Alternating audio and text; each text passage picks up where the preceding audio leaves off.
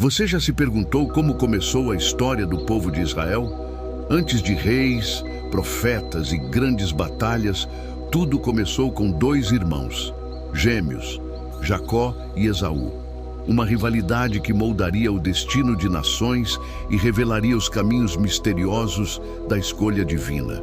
Essa não é apenas uma história antiga, é o início de um povo, de um propósito e da promessa de Deus sendo escrita com suor, conflito e fé. Os gêmeos, uma promessa em disputa. Tudo começou com Isaque e Rebeca. Isaque, filho da promessa, filho de Abraão, casou-se com Rebeca, mas Rebeca era estéril. Por 20 anos eles esperaram por filhos. Isaque orou ao Senhor e Deus respondeu. Rebeca engravidou de gêmeos, mas a gravidez era difícil. Ela sentia uma batalha dentro de si e foi buscar ao Senhor. E Deus lhe disse: duas nações estão no teu ventre, dois povos se dividirão das tuas entranhas. Um povo será mais forte que o outro, e o mais velho servirá ao mais moço. Gênesis 25, 23. Essa profecia já indicava que o segundo gêmeo, Jacó, teria um papel diferente. Não seria o primogênito a receber a bênção, como era costume. Deus escolheu o improvável. Esaú nasceu primeiro, ruivo e peludo. Jacó veio logo em seguida, segurando o calcanhar do irmão, como se dissesse: espere, essa bênção também é minha. Venda da primogenitura, o impulso que custou caro. Esaú cresceu como um caçador. Forte, impulsivo, apaixonado pelo campo. Jacó era mais caseiro, reflexivo, atento. Um dia, Esaú voltou do campo exausto e encontrou Jacó preparando um ensopado. E com fome disse: dá-me desse guisado, estou morrendo de fome. Jacó respondeu: vende-me primeiro o teu direito de primogenitura. Esaú, sem pensar duas vezes, respondeu: de que me serve isso agora? Pode ficar. Foi ali, diante de uma simples refeição, que Esaú desprezou a bênção de ser o herdeiro espiritual da promessa de Abraão. Um momento de fraqueza trocou o futuro por um prato de lentilhas, a bênção roubada, engano e destino. Anos depois, Isaque, já idoso e cego, decide abençoar Esaú. Ele o chama e pede que prepare uma caça saborosa. Rebeca ouve e lembra da profecia: o mais velho servirá ao mais novo. Ela age, prepara a comida e veste Jacó com peles de cabrito para enganar o pai. Jacó entra e Isaque desconfia. Você soa como Jacó, mas o cheiro e o toque são de Esaú. E então abençoa Jacó com a bênção da primogenitura. Pouco depois, Esaú chega e tudo vem à tona. Tomado pela dor, Esaú clama: pai, não tens ainda uma bênção para mim? Mas Isaque diz: teu irmão tomou tua bênção. A fúria de Esaú cresce e ele jura matar Jacó depois da morte do pai. Fuga e transformação, o encontro com Deus. Rebeca, temendo pela vida de Jacó, envia-o à casa de seu irmão Labão em Harã. Jacó parte sozinho, exilado, sem nada além da bênção que carregava.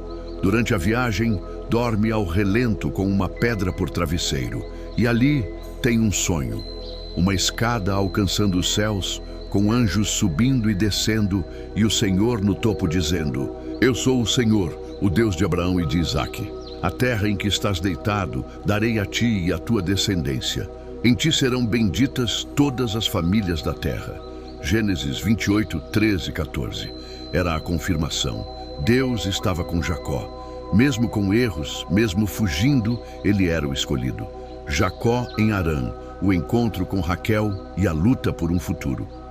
Ao chegar em Harã, Jacó conhece Raquel, filha de Labão, e se apaixona.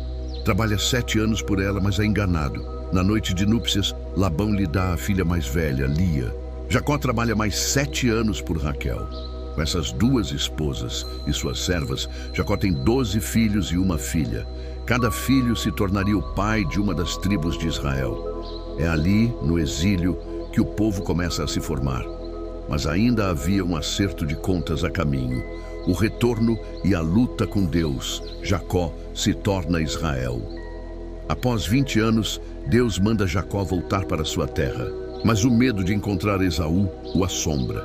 Ele ora, envia presentes, divide a família e na véspera do reencontro, Jacó fica sozinho. E então, um homem misterioso aparece e luta com ele até o amanhecer. Jacó resiste, e quando o homem vê que não o vence, toca sua coxa e a desloca. Ainda assim, Jacó segura firme: não te deixarei ir se não me abençoares. O homem pergunta: qual é o teu nome? Jacó, responde ele. Então o homem declara: teu nome não será mais Jacó, mas Israel, porque lutaste com Deus e com os homens e prevaleceste. Gênesis 32, 28. Jacó percebe: aquele não era um homem comum. Ele viu o próprio Deus face a face e sobreviveu. Ali nasce o nome Israel, aquele que luta com Deus. Um novo nome para um novo propósito: a reconciliação e o início de uma nação. Quando Jacó finalmente encontra Esaú, o inesperado acontece. Esaú corre ao seu encontro, o abraça e chora. A mágoa foi deixada para trás. A rivalidade foi superada. Os dois irmãos tomam rumos diferentes, mas a bênção que Jacó carrega segue com ele. Seus filhos, especialmente José, que mais tarde salvará a família da fome no Egito, serão os pilares da nação de Israel. A história de Jacó e Esaú não é apenas sobre dois irmãos em conflito. É sobre a soberania de Deus em escolher quem Ele quer, mesmo que não pareça justo aos olhos humanos. É sobre transformação, de enganador a patriarca, de Jacó a Israel. É sobre perdão, promessa e o início de um povo que seria luz para as nações. E essa história continua, porque a promessa feita a Jacó atravessa séculos até chegar a nós.